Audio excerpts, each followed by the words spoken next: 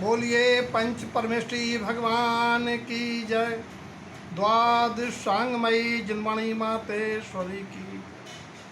प्रथमानुयोग वर्णित पौराणिक पुरुषों के जीवन से आत्मकल्याण की शिक्षा संबंधी चर्चा की श्रृंखला में आज सवर्ण से शब्द है सुदर्शन।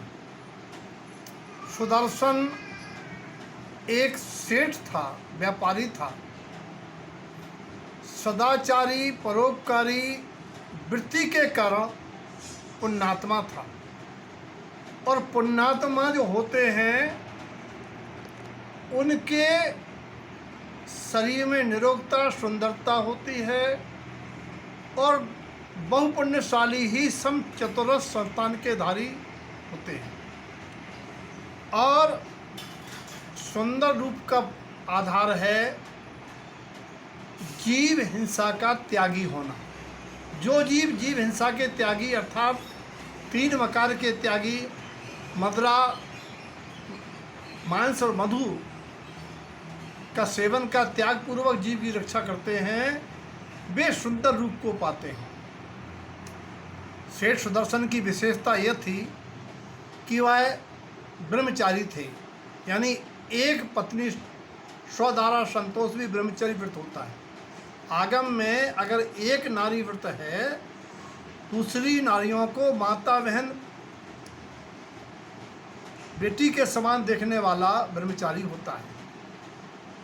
लेकिन इतना सुंदर था कि उसके मित्र की पत्नी उस पर मोहित हो गई और छल पूर्वक घर में बुलवाया कि तुम्हारा मित्र बीमार है। तो मित्र पत्नी ने उसको पकड़ लिया और प्रेम की भीख मांगने लगी। तब सेठ सुदर्शन ने कहा, मैं तो नपुंसक हूँ, और इस झूठ बोल के अपनी शील व्रत धर्म की रक्षा की।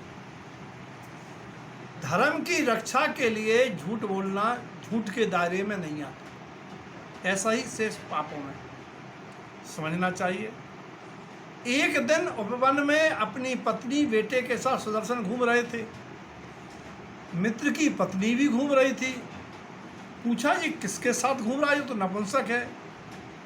तब सहेलियों ने कहा, वो एक नारी व्रत का धारी है, इसीलिए आपसे झूठ बोला कि ब्रह्मचारी है। अब उसने अपनी कुंठित भावना के तहत मित्र पत्नी ने रानी को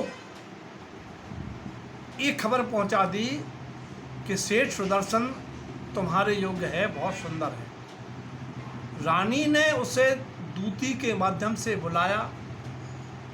वो रानी अभया रानी थी और रानी ने भी वही त्रिया चरित्र फैलाया। कहते हैं, पुरुषस्य भाग्यम त्रिया चरित्रम देवोम अपनी ना जानती। त्रिया चरित्र स्त्री परिसा बोलते आगम में। वो सुदर्शन के ऊपर ढाया, लेकिन सुदर्शन ने एक नियम ले लिया था कि यदि मैं आज बच गया इस परिचय से तो दीक्षा धारण कर लूँगा। वो वहाँ से किसी तरीके से भागा। रानी ने अपनी असफलता जान के शोर मचाना शुरू कर दिया और पकड़ लिया गया सुदर्शन।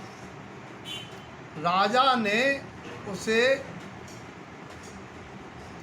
मृत्युदंड दे दिया। अब जैसे ही मारने को आए अस्त्र शस्त्र लेके सैनिक, देव सेना अदृश्य दिखती नहीं थी, उन्होंने आकर के उस सेना को भगा दिया।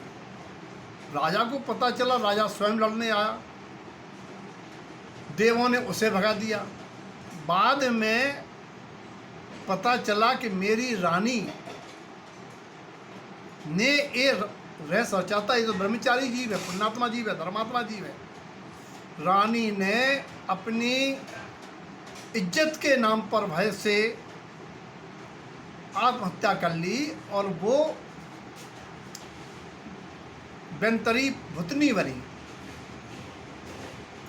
इन्होंने देखा कि देवों ने मेरी रक्षा की, संकल्प पहले ही से था, जिन दीक्षा धारण कर ली, मुनि बन गए।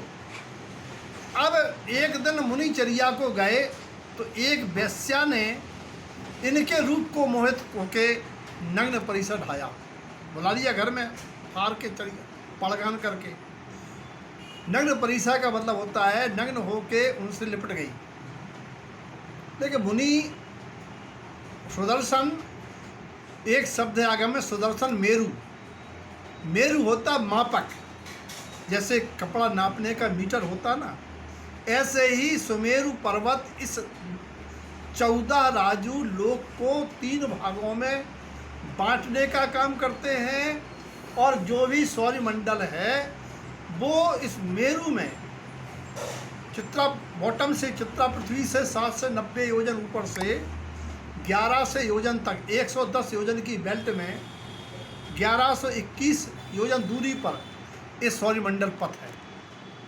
ऐसे सुदर्शन मेरु, सुदर्शन मेरु की विशेषता ये है कि 1 लाख योजन ऊंचा है ये पर्वत और 1000 योजन जमीन के अंदर है, 99,000 ऊपर है। यानी ये अडिग है, अटल है, ध्रुव है, किसी भी प्रलयकालीन हवा से डिगता नहीं है।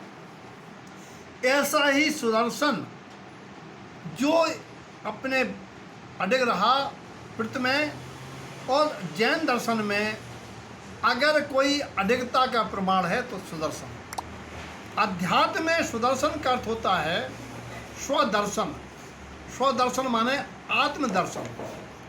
आचार्य अवधयानी श्रीमद चिंतामण स्वामी जी ने 103 नंबर की फूलना की 27वीं गाथा में कहा है, जिन आयरन सुदर्शनौ, जो प्राणी जिन्हें परमात्मा के उपदेश के अनुसार आचरण करते हैं, यानी भेद विज्ञान स्वानुभव करते हैं, सुदर्शनौ, वह अपने आत्मदर्शन करते हैं, सम्यक दर्शन को प्राप्त हो जाते हैं और वही मुक्ति को ग्रहण करते हैं।